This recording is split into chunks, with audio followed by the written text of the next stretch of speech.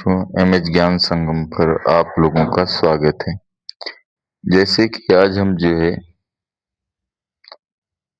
Europe में राष्ट्रवाद का उदय पर बहुविकल्पी प्रश्न लेके आए हैं, जिसमें हम आपको जो है 25 प्रश्नों का एमसीक्यू आज कराएंगे। आप लोग इसे ध्यान से देखें और पढ़ें और याद करें। देखिए, पहला प्रश्न है आपका,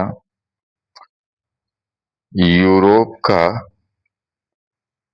मरीज किसे कहा जाता है? तो तुर्की एक ऐसा राष्ट्र है जो यूरोप और एशिया दोनों की सीमा पर स्थित है। उसका आधा भाग यूरोप में है तो आधा भाग एशिया में है। इसलिए इस देश को जो है क्या कहा जाता है? तो यूरोप का मरीज कहा जाता है। इसमें जो है पहला तुर्की जो है सही है, अर्थात ऑप्शन ए सही है। अब आता है दूसरा राष्ट्र, जर्मन जर्मन राइन राज्य का निर्माण कब हुआ? तो राइन राज्य का निर्माण नेपोलियन बोनापार्ट के द्वारा किया गया। इसमें ऑप्शन बी सही है। राष्ट्रवाद की अवधारणा का जन्म किस घटना से माना जाता है? आप लोगों को मालूम है कि यह एक क्रांतिकारी घटना के बाद जब फ्रांस की क्रांति हुई तो उसके बाद जो है राष्ट्रवाद का विकास होता है। तो ये क्रांतिकारी घटना की अवधारणा है। ठीक है बच्चों। अब है नेपोलियन संहिता किस वर्ष लागू की गई? तो नेपोलियन बोनापार्ट ने एक संहिता लागू की थी 1804 में। तो आपका ऑप्शन ए सही है। गैरीवाल्डी असंतुलन से क्या मतलब होता है, क्या अर्थ होता है? तो यह एक ऐसा जो है असंतुलन है जब जो है नाविकों ने जो है व्यापार करने पर मनाही कर दी थी, रोक दिया था।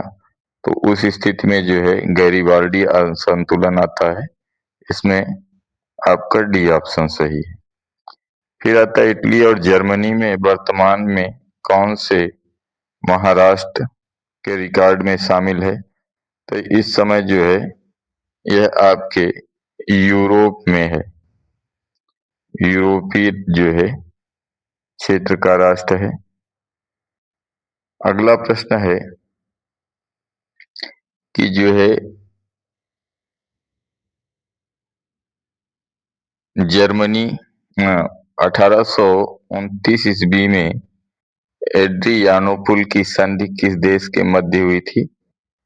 तो इसमें जो है ये यूरोप के कई राष्ट्रों और तुर्की के मध्य हुआ था। इसमें ऑप्शन ए सही है। फिर है फ्रैंकफर्ट की संधि कब हुई थी? तो फ्रैंकफर्ट की संधि जो है आपके 1871 में हुई थी। 1871 में ये संधि हुई थी। फिर है इटली और जर्मनी का एकीकरण जो है किसके विरुद्ध हुआ था?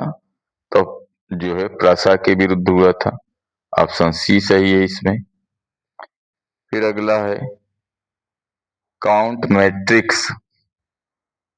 काउंट मैट्रिक्स के बारे में जो है पूछा गया को विक्टर एमेनुअल ने किस पद पर नियुक्त किया था? तो ये प्रधानमंत्री के पद पर इसे नियुक्त किया गया था। फ्रांस में किस शासक वंश की पुनर्स्थापना वियना कांग्रेस या वियना संधि के बाद किया गया था? तो बोर्बो राजवंश का जो है स्थापना की गई थी। बोर्बो राजवंश को पुनर्स्थापित किया गया था। यूरोप वासियों के लिए किस देश का साहित्य एवं ज्ञान विज्ञान प्रेरणा स्रोत माना जा रहा था? तो आपके यूनान यूनान के जो है ज्ञान और विज्ञान को वहां का यूरोप वासियों के लिए एक प्रेरणा स्रोत था। इसमें ऑप्शन बी सही है। मर्दीना का संबंध किस संगठन से है? तो मर्दीना का संबंध भोजनारी संगठन से है। इसमें ऑप्शन बी सही है आपका। जर्मन राइन राज्य का निर्माण कहाँ किया गया था? तो ये जो है नेपोलियन बोनापार्ट के द्वारा इटली में किया गया था। इसमें ऑप्शन बी सही है आपका। ठीक है बच्चों, अब आगे है जो है कि जलवेराइन जलवेराइन एक संस्था है, जैसे कि जो है बताया गया है। तो जालवेरिन एक संस्था है, किनकी संस्था है? तो ये आदिवासियों की एक संस्था है। जैसे कि जो है यूरोप के राष्ट्रवाद में कितने स्तर के लोग थे? तो 3 स्तर के। तो सबसे निचले स्तर में जो है आदिवासी आते हैं, उन्हीं की ये जो है एक संस्था है या संगठन है। रक्त एवं लौह की नीति का अवलंबन किया गया था। तो रक्त एवं लौह नीति का अवलंबन बिस्मार्क के द्वारा किया गया था। अर्थात जो है क्रांति के साथ साथ एक अच्छे शासन व्यवस्था की जो है स्थापना के लिए। अब ओटो बिस्मार्क ने निम्नलिखित में से किस राजा की घोषणा की थी? तो जो है जर्मन, यहाँ राजा नहीं होगा, राज्य होगा। किस राज्य की घोषणा की थी? तो जर्मन राज्य की घोषणा की थी। यूनान को स्वतंत्र राष्ट्र घोषित किया गया था तो 1832 में।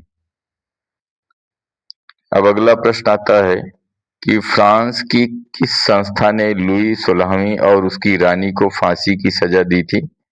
तो कॉन्वेंशन नाम की एक संस्था थी, जिसके द्वारा दोनों को जो है फांसी की सजा दी गई थी।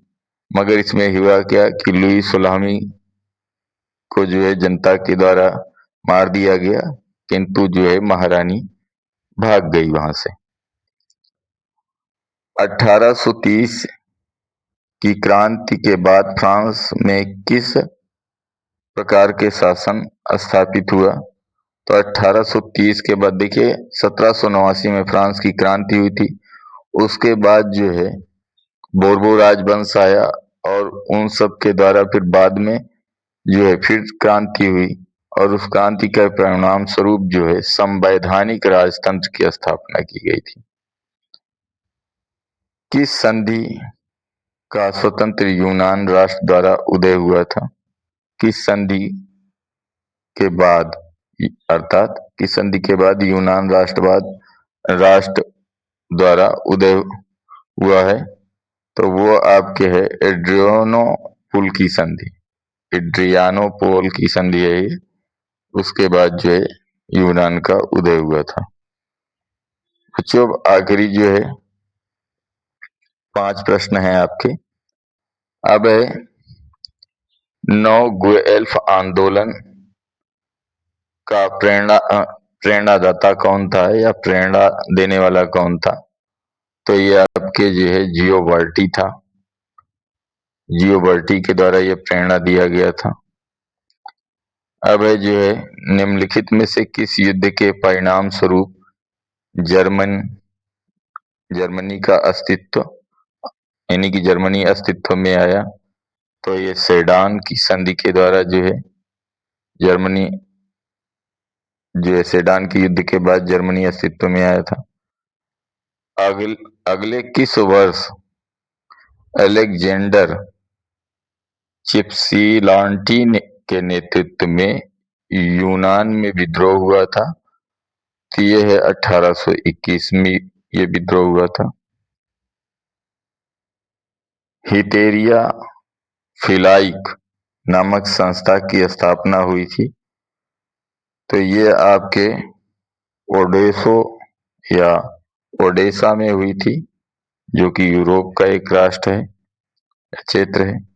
इस तरह बच्चों ये आपके जो है 25 प्रश्न हमने एमसीक्यू में कराए, फिर आगे 25 प्रश्न इसी तरह कराते रहेंगे। आप लोग इसे पढ़ें, ध्यान से याद करें। तब तक के लिए धन्यवाद आपको।